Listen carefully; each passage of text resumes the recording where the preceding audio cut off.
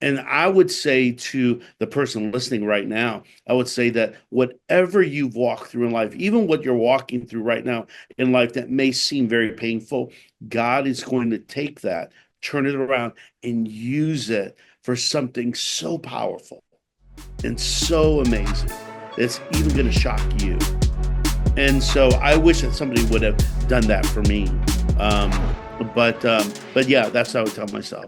Bible sales are up. Gen Z and millennials are leading the charge in church growth in 2025. And really, the craving of a generation is for authentic, powerful, and meaningful community. And so you're in the right place.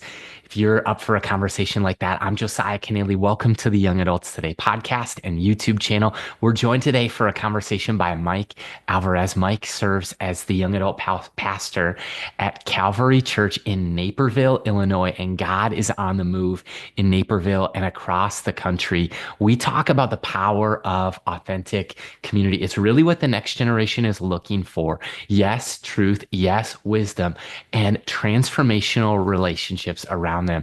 And so if you want more powerful community as a young adult pastor or leader, join us June 5th and 6th on the West Coast in Irvine, California at Mariners Church. We'll be there Thursday and Friday, June 5th and 6th for the Young Adults Today West Coast Leader Conference. Don't come alone. Come with a mentee or an intern or a staff member or a teammate. Tickets are buy one, get one free right now. So you can bring somebody with you. And we are just excited to see you in SoCal this June. On to today's conversation with Mike Alvarez. What's up, guys? Hope you're feeling alive right now. I'm Josiah Kennealy, and this is the Young Adults Today podcast, where we're fanatical about the faith of the next generation. And thanks for your leadership, discipling young adults, starting and strengthening ministries in your church, on your college campus, in your community. We're joined today by our friend Mike Alvarez from Calvary, Naperville, Young Adults. What's up, man? What's up, man? Good to be with you. Thank you for letting me come and hang with you. This is a real privilege and a real honor just to hang out. I've been watching these podcasts or really listening to them for a while. And so it's just like, wow, it's just really cool to sit on this side of it. So I feel very privileged. Thank you. It's an honor. Thanks for being a part. And there is a library now, 300 episodes. New episodes drop every Monday. And our goal is to inspire and equip young adult ministry leaders, pastors, board members, parents, people who are passionate about discipling young adults. And so maybe that's you as a viewer on YouTube or a listener. We drop new episodes every Monday with great guests like Mike Alvarez, great guests who are pastors in the trenches pioneering new methods of discipleship pathways with young adults. Sometimes we'll have theologians or apologists or generational researchers, thought leaders, authors, pastors. And today is a conversation really about reimagining young adult ministry. And we were talking before pressing record. I think that there is a wave of, I would even call it awakening within the church that new young adult ministries like maybe never before. I remember about 10 years ago, as I scoured the internet. I was a young adult pastor in Bloomington, Minnesota. I could find three other young adult ministry leaders in our state. Now it's anywhere between 45 and 50 leaders that we know of throughout the state of Minnesota, and probably more. That's just the ones we know about or connect with and collaborate with. And I think that's a pretty good sample size across the US, is that there's a lot of people, and that's how God works, is something will be happening in Calvary or in Naperville, and people will start to pay attention, or on the West Coast or at the porch. And in different places, more and more pastors are saying, our kids are young adults. More and more pastors are finding out about some of the templates and seeing that there is awakening, there is success that is found in templates and trends. But take us to a weekly gathering in Naperville. What does it look like, bro? Man, that's a good question. Well, first of all, let me just say, like, I probably feel like there are just really cool young adult pastors that are out there that just really kind of fit the paradigm. I find that I don't fit the look of a young adult pastor. Young adult pastors kind of tend to look, really cool and all that stuff. They have cool swag and cool drip that they wear. But like I'm just a hoodie type guy, and but I love young adult ministry. And so you asked the question, what does our gatherings look like? There's nothing that I would say is really shocking or surprising, other than I think what more of what you feel when you walk in to our gathering. So basically, when you walk in, you're greeted by a team of young adults that are just out there, making you feel welcome and making you feel loved. And our whole goal is to make people feel like we've been waiting for them. Wow. So our big thing, when we tell them when they're walking in, is like, hey, we've been waiting for you. This is really designed for you. And we have people set up that we're there talking to all of our new guests and connecting with them, and again making them feel loved and making them feel wanted. I have this saying that I say often to our team, and I think this is one of the big mistakes that churches make in a big way. And it's also a lot of large churches make this mistake, that we are really, really good at being friendly, really Mm, good at being friendly. We have all the, hey, thank you for being here, and we just know how to say the right things when people walk in. But I think churches really make the mistake of not crossing the line and just remaining at the place of being friendly but not creating friendships. And so one of the things I tell my team often is that we're not just a ministry that's friendly. We're a ministry that creates friendships. And so our goal is to work hard at not creating silos, not creating these what do you call these little pockets of just friends that just hang out there. Um, I like to disrupt those kinds of things, and just because I hated it growing up, I hated not. I was a person that always was the outsider and never was able to fit into the pockets of circles and people that were already there. So I like to disrupt those things often. And so, you walk in I should say this, that prior to our service starting, I always say our service starts at 7 p.m. It really starts at 7:20. And because we take probably about 30 minutes of just intense praying, of just getting on our faces, calling on God, and praying for every person that's about to walk in. And this may seem a little, for people that have maybe a different background, but we really push hard at coming against just demonic things yeah. that are out there. We believe that just as much as God has a plan for people's lives, so does the enemy. And the enemy has a plan for people's lives and a plan to interrupt whatever God wants to begin speaking to them in our gatherings. And we just pray against that. We just come against those things over people's lives.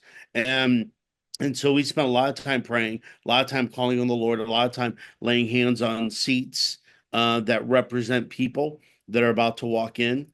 And then we have a worship service, and then right after worship, then we have a message. What I find is a message that's really relevant to young adults' season of life. And then we have a response time where people come up and they respond to the message. We have kind of a makeshift, what we call an altar, Yeah. um, that metaphoric altar that we all kind of grew up with. And people respond to that. We spend probably another half hour just in worship and in prayer. And so it's just some really powerful stuff that happens there. And then afterwards, we all go out to eat.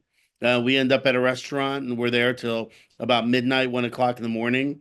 And we all go to bed late that night. So it's kind of a long day. It starts from about 5 and ends about 1 o'clock in the morning. And this is every Thursday night. Every Thursday night, yes, yes. So I'm on 5 hour energy drinks, and I should own some stock in that. Yeah, uh, for sure. to survive. Yes. Well, one of the ways you can truly measure community is how long do people stay after the dismissal? Yeah. And community is one of those things that authentic community is really scarce. It's really lacking across the US, especially in this young adult demographic. There is some, low-hanging fruit that sometimes people will hit up the bars, hit up the restaurants. If you can find real relationships and real depth and authentic friendships like you're talking about, there's some friendlier environments that are sometimes lip service of community, but what you're describing, and bro, to look at what is it, 7 o'clock start, dismissals what, 8:30, 9? Yeah, about probably about more about 9 Nine. p.m. Yeah. Okay. So, and then, I mean, so often people are like, well, I want to quantitatively measure how success happens in ministry. And I think you can qualitatively measure community by this. How long do people linger after the dismissal time? After their, first of all, it's an optional thing. Nobody's parent is forcing them. Young adults are coming on their own, which is a measurement in of itself. People vote with their feet. But the second thing is you're letting them go, saying the programming is ending at 9, and people are lingering till 10, 10:30, 11, maybe staying out to eat till midnight, 12:30. That's what people are looking for and longing for. And you've told me this offline that what is one of the top things to do if you were a young adult and you were to type in a generative AI like Gemini or Google search, what should I do in Naperville? What pops up? We are from the last time we checked, we're the number one searched um thing on like on Google, that when people look for something to do on a Thursday night, we're the number one thing that pops up uh on Thursday nights. And so we didn't generate that. We didn't do that for some odd reason that pops up. And so we have found several people that end up showing up at our gatherings because they said, "Hey, we just Googled something to do on a Thursday night, and this is what popped up. So this is why we're here." And so it's been so amazing just watching that. Like we didn't put that out. We don't do any kind of promotion. We don't do any kind of thing that like on Instagram or anything like that to show up on people's what do you call it? Where they For you skim. page. Yeah. Yeah, yeah. And um and so it's been really cool to see that. And I really believe that that's the Lord that has allowed that to happen. Man, I would estimate and imagine that the other way that people are finding it is IG. Is that Hmm. Yeah. safe to say? Fair? Yeah, yeah, yeah. We've just seen for some odd reason. I think part of that is because I think we do a lot of sharing, Hmm. and and um and I think we've had several people that have told us like, hey, I heard about you guys through some promo you guys did. And I'm like, we don't do that. We don't do promo. So for whatever reason, it's ended up on their feed and it's shown up. But yeah, primarily through Instagram. But a lot of it's come through word of mouth, Yeah, yeah, yeah. which is the best form of advertisement, but it's come through word of mouth. We've had people say, my Uber driver told me about you guys. Somebody said to me recently, someone at the gym told me about you guys. And I said, "Oh, does that person come?" They're like, "No, that person's never been to your gatherings. They had heard about it, and so they told me about it. And so that's why I'm here." So it's just kind of word of mouth. It's just gone all over the place. And we had some girl drive from Indiana, which is about 2 hours away, that has started to attend, which is really great, but not common. Yeah. And so but just word of mouth like that, it's been amazing. I'm pulling up your YA of Calvary Instagram account. I'll link to it in the show notes. The Okay. engagement rate consistently is like this post has 46 shares. This post has 50 shares. So many of them, 39. What else? 30. So you guys have an amazing engagement rate, but I think part of it is more than a social media or digital strategy, which I don't want to discount. That's part of how 2025 works, but there's an ethos of an environment, and you've already described it. You've cast a vision and you've created a culture where this isn't just going to be a friendly kind of pseudo environment where people give you directions everywhere except their house. We're actually going to cultivate community. And that's what people will drive 2 hours for. Mhm. And that's amazing. Mike, you're a young adult pastor, and I want to hear from your perspective. Why is young adult ministry vital? Man, I think for a couple of things, you know, first of all, I think when you look at stuff like Carrie Newhoff, who you've had on your podcast, he talks about that young adults really are kind of being split in half. Half of them are coming to church, the other half are leaving the church, which is a really odd tension, but at the same time, I mean, that's really what's happening. And what I find is those that are coming back to the church or coming to church are very desperately curious, Yeah, and they are just in many ways hungry, because if you even remotely talk about something that they're walking through, all of a sudden it's like, how did they know? Like, and then they just start telling friends about, like it almost reminds me of the woman at the well that Jesus ministers to, and say, "Come see this man who has told me everything about me." And so there's this sense of what I find, that young adults are intrigued that God actually knows where they are. When they hear a message, that they sense God actually understands me. God actually knows where I'm at. God actually has a word for my today, and not just a word that gets me excited or inspires me, but actually has something that's very practical for living. And I find that young adults are flocking to that. And I mean, I get young adults that tell me all the time, like, I've never heard anything like this before. I've never been at a church where they speak to where I'm at.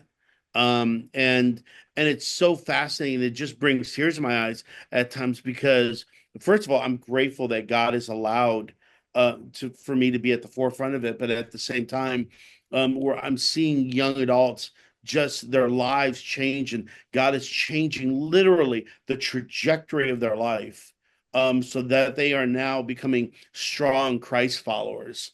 And they're falling in love with the Lord. And it's not about hype. And we really push against hype. We push against falling in love with the goosebumps, and falling in love with the feel goods, and just really pushing Jesus, and making him known. And so that's really where we're really pushing young adults to, and they're really drawn to that. And so I see this is a vital role right now in our culture and society, where I think really churches need to, first of all, not forget that there are young adults sitting in their audience. so good. And and so I think a lot of churches focus on marriages, which is not a bad thing. That's a good thing. But they also need to remember that there are young adults that are single, and that it's okay to be single, and that biblically it's okay to be single, that it's not a bad thing, and that God very much not wants to use you as much as he wants to use the married couple sitting in the service. And so I think that a lot of churches, a lot of pastors forget that, and they're only addressing families, young families, kids, parents, all that stuff that they just kind of focus in on. And so I think that's if they leaned into talking about where young adults are today, I think that they would have a bigger draw of young adults. Uh, Resonate with that deeply. I think you hit it on the head. Annie F. Downs has called the missed ministry opportunity for churches and single people. Mhm. And she has a huge podcast that sounds fun, and she has a huge network of podcasts as well. But it is really important for the pastor listening to talk to your own kids if they're young adult age, college age, if they're single, because chances are, like I'm married. I've been married almost 8 years, and I got married at age 25. And so for the listener, especially if you're a pastor thinking about young adult ministry, I've forgotten what it's like to be single, but I'm often reminded because I'm around the sheep. And I just yesterday had about an hour-long conversation with a young adult at our church who sees the need for single people. And I want to often be reminded of that and to tell people that, hey, the connect groups aren't just for married people. And let's mix them up. This young adult was telling me that he desires to have more friends who are married. And so I think that in our married connect groups, in our parenting programming, um, young adult ministries sometimes get a bad rap for being siloed, but I want to also say that that could be on us as young adult ministry leaders, but let's also as the church include single young adults in everything.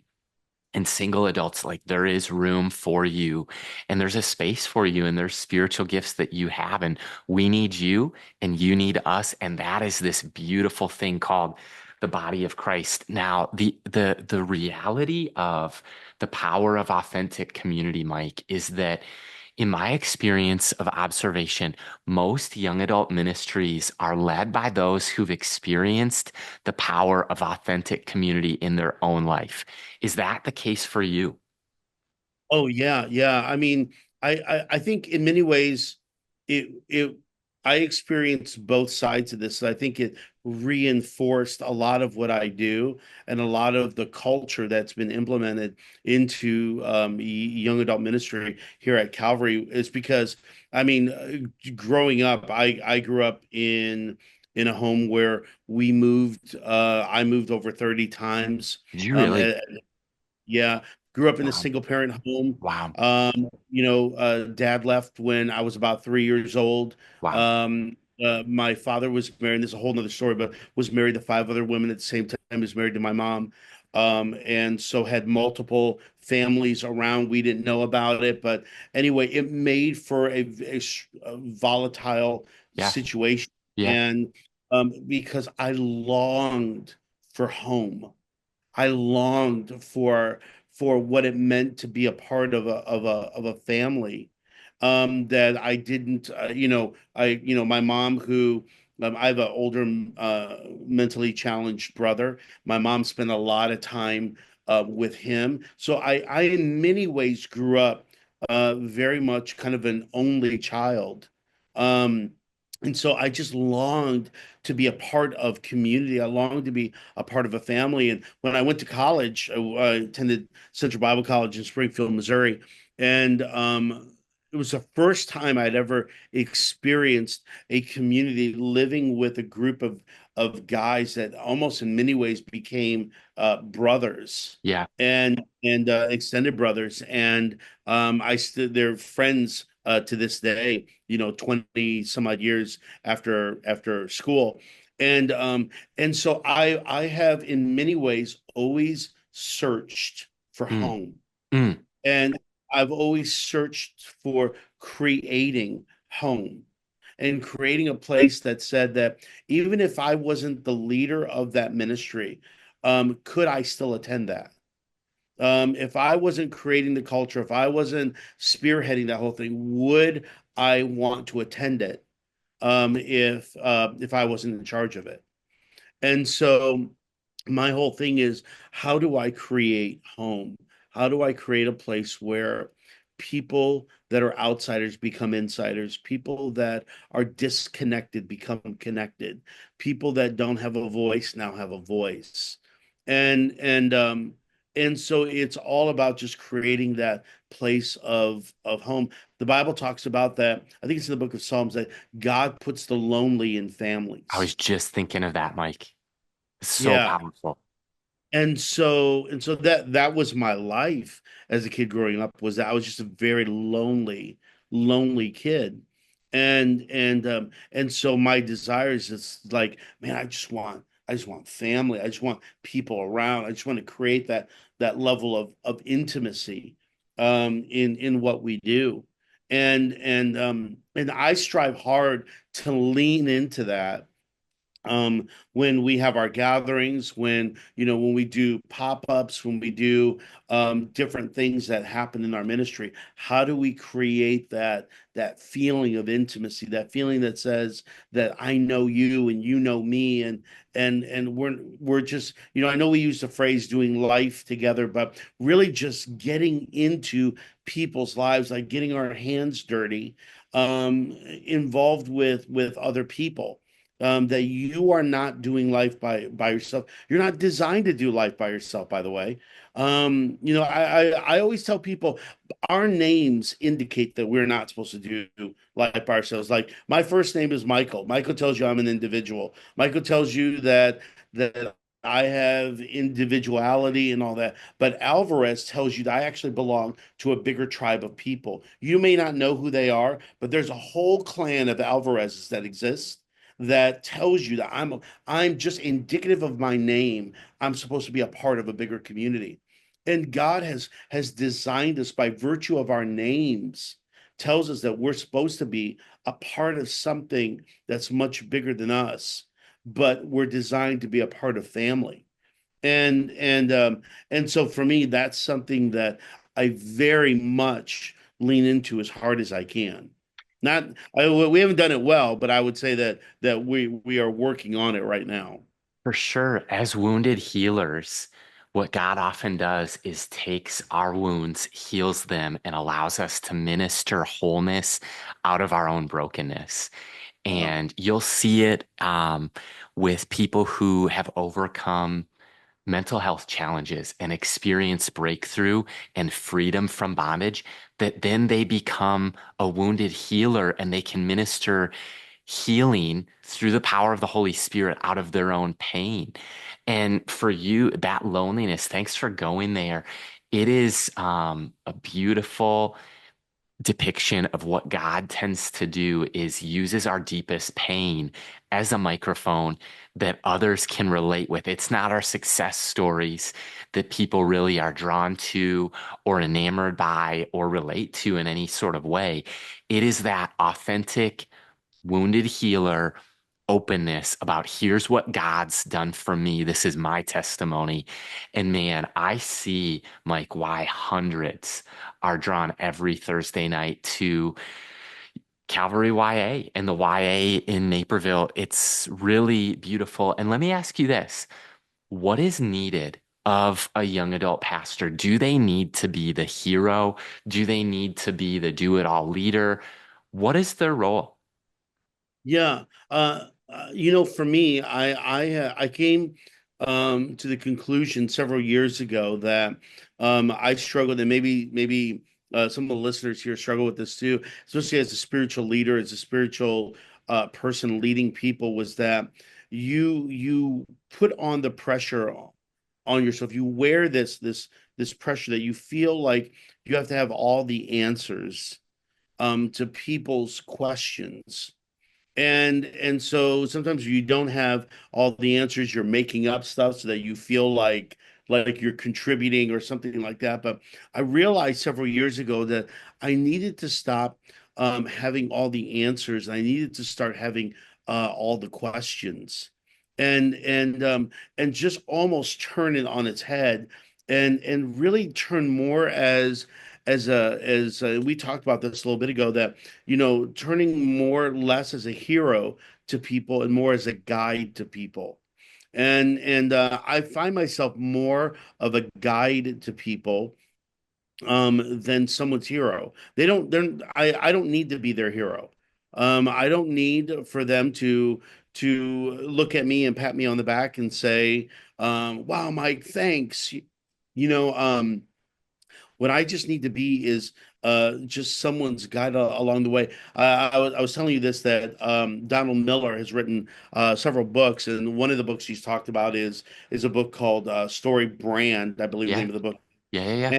And in that book, he talks about the seven frames of storytelling.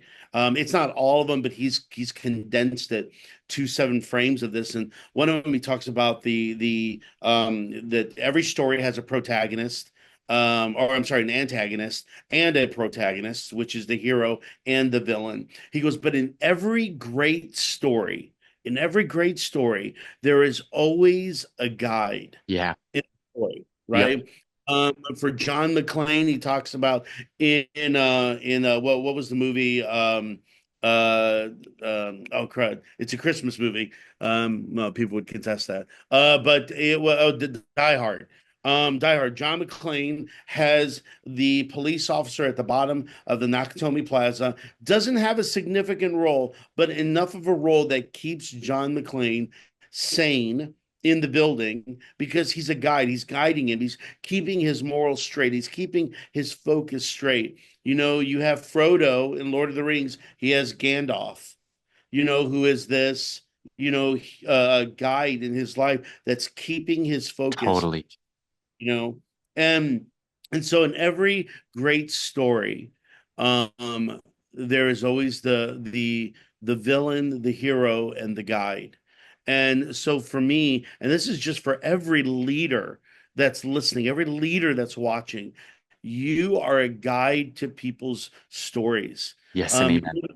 yeah, you're the person that's asking all the right questions and leading them towards a preferred future. And so that's how I see myself. And in many ways, that's how I found quote success in ministry, which is just coming alongside, sitting across the desk, sitting across from many restaurant tables, sitting in my car with a young adult sitting on the passenger side, and all we're doing is just wrestling over life's big questions and asking them the right questions and leading them towards a preferred future. Mike, that's spot on.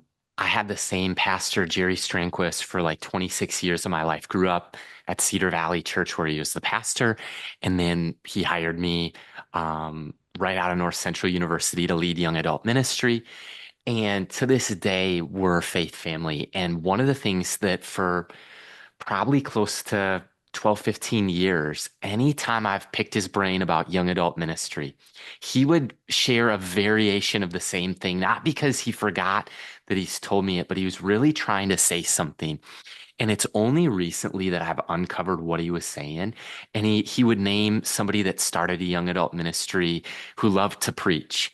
And for them, it was about their need to preach. And they loved to preach. So on Thursday nights, they preached.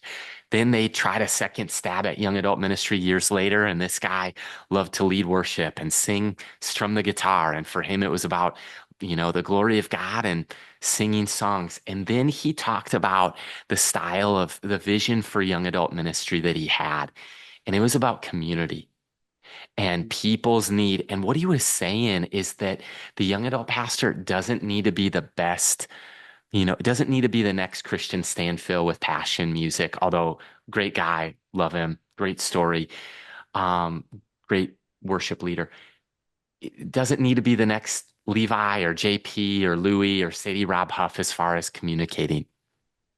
Doesn't need to be the next John Piper or Timothy Keller or John MacArthur as far as theology. You know what young adult ministry leaders can be?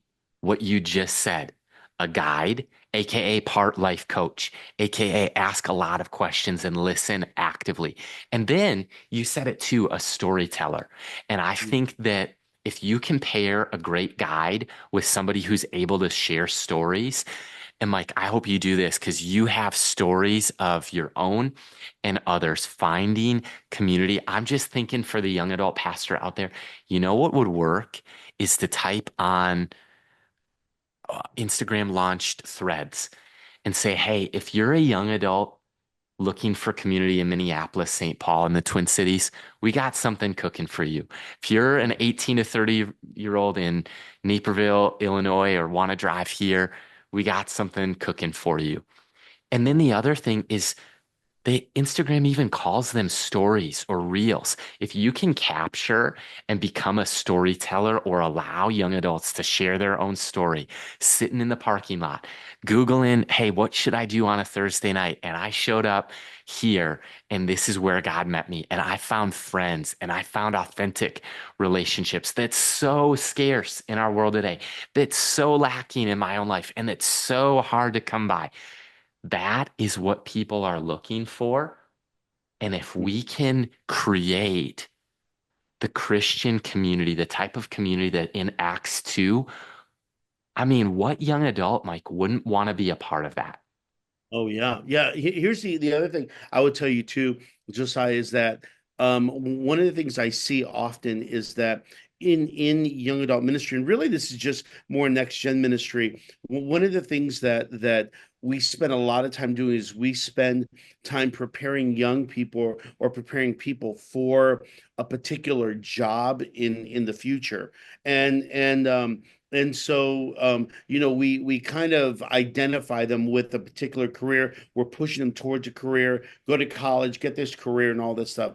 But and here, and I'll tell you what, where this kind of blends together with what we're talking about. And this is a whole nother topic, but I know you've had people that talk about AI Yeah, and all this stuff. yeah. With AI coming on board and kind of changing the future of jobs and all this stuff. The problem that we've done is we've spent a lot of time preparing young people, young adults for a particular career in the future. Work hard, move towards this job, make money. The problem is with that is that we've so identified them with a career that we didn't teach them how to prepare for life. We've taught them how to prepare for a job. We've taught them how to prepare for a career.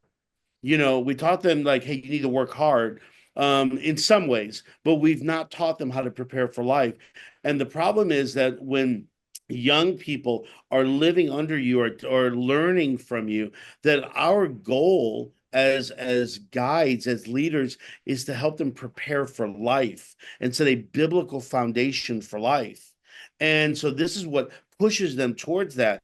And so I think that that's so important as leaders, as that we are helping ourselves understand that my life experiences are really life lessons, Yep. and helping, as you are a leader trying to develop other leaders. And that is like, hey, can you turn your life experiences into life lessons and help the young adult, help the other person begin to grow up and understand how to navigate through life's issues. And so that's really kind of the big thing. And my goal is I'm raising up leaders, is helping them understand, especially people that are older, that they're kind of older in life, and they say, well, I don't know if I have anything, I'm not cool enough to be around young adults. No, no, no, I don't need for you to be cool. I need for you to understand that your life experiences are life lessons. And so I need for you to come alongside that young adult. I need for you to invest into young adults. Be a good listener, ask the right questions, and then deposit what you've learned about life into their life and help them along the way. And so that's a big thing for me. And so I think that's one of the big missing elements too, in my opinion, among developing people in the church, is teaching them how to be a guide, how to ask the right questions, how to ask better questions, and be a good listener, and come alongside young people.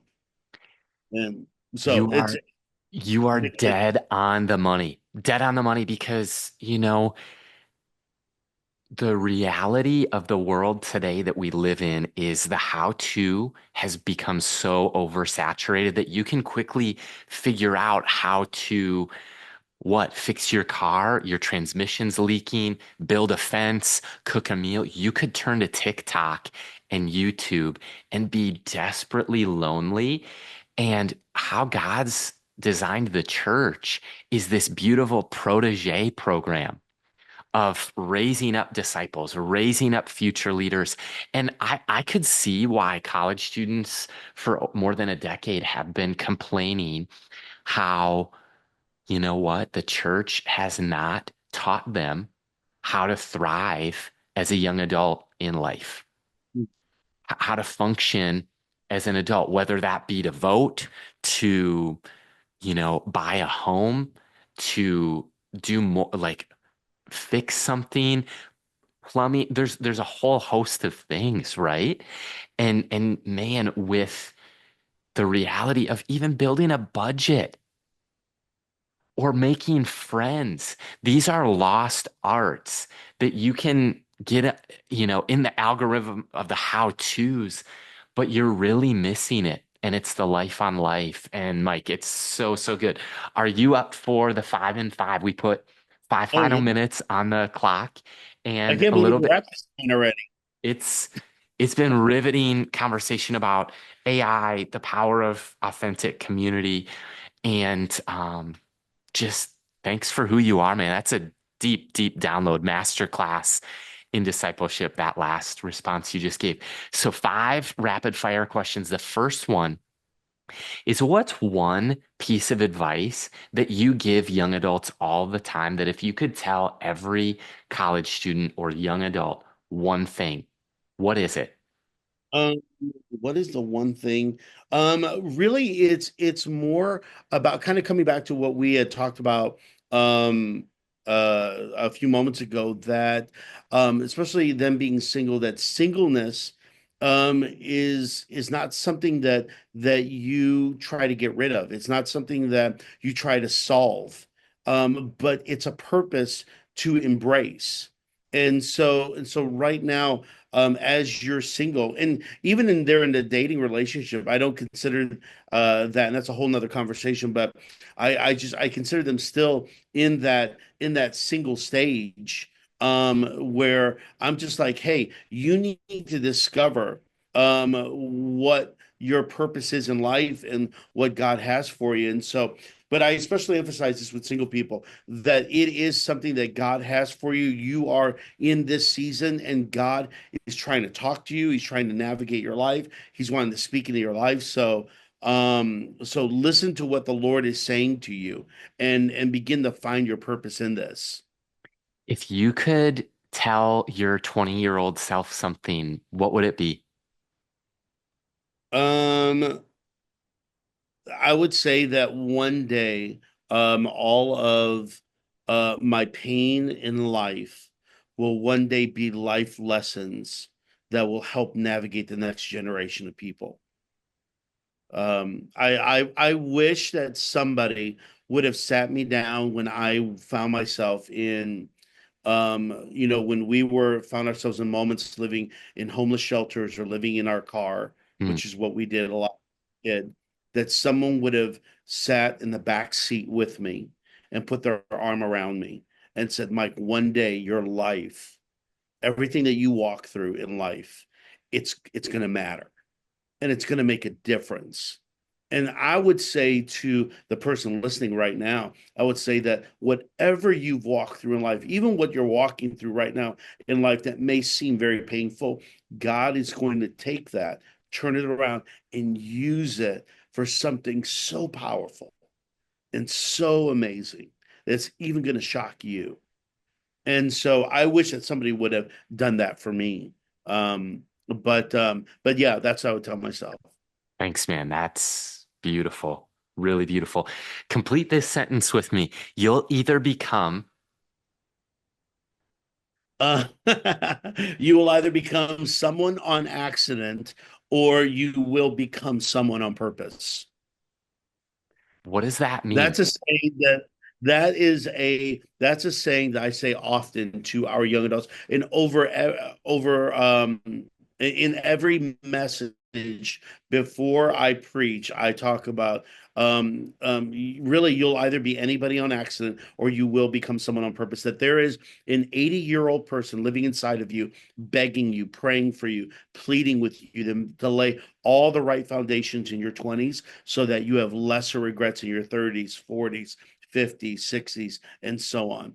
And so our goal is to help young adults lay that right foundation for their life. So I believe that either people will live on the lazy river of life and let life happen to them. And the problem is with that is that by the time they get into their 30s and their 40s, they're going to look back at their life and say, how did I become the person that I am today? Or they can say, I thank God I laid the right foundations for my 20s, and I'm so glad I am the person I am today. And this is where I think one of the things we work hard in our young adult ministry is to help lay the right foundations for somebody so that they can be the person that God has called them to be. Man, that was a word. I wanted to draw that out of you because we've talked about that before, and that is so powerful. If you could ask me anything today, no questions off limits, what would you want to know? Man, I would because I know, and I'm kind of a little jealous that you do this, that you get a chance to interview people because I think in another life I would want to interview people too. I would love to be a talk show host, Jimmy Fallon, whatever. Yeah. But but I love interviewing people. And I love just asking questions. And so I guess for you, like what is it that has stuck out to you out of all the people that you'll listen to people that talk about trends and you'll listen to that. What for you out of all the people you sit down, whether it's in this setting or just in private, um, what for you has stuck out to you that would say, man, this is where young adults are today, or this is really the big issue that's kind of popping up among young adults that you would say, um, man, this is really what needs to get addressed, or this is the big problem that's showing up or that's trending Mhm. across the country with young adults. Hopefully that makes sense. Oh, it makes sense. There's two parts to the question. I'll dice it down like this. I love interviewing. I'm a nerd and I'm a really curious person, and I love listening to great podcasts, whether it's some of the greatest interviewers that I draw inspiration from are Ken Coleman, Lewis Howes, and Carey Nieuwhof. Those guys are genius level interviewers. Of course, Jimmy Fallon, everyone wants to be his friend or feels like they have such chemistry. And I could tell you there's been a mic drop moment or more in every single episode. And so to the interviewing side, what my role is today is to draw that gem out of you because it's in you. And I love that moment. And we had about five or six, which is a lot.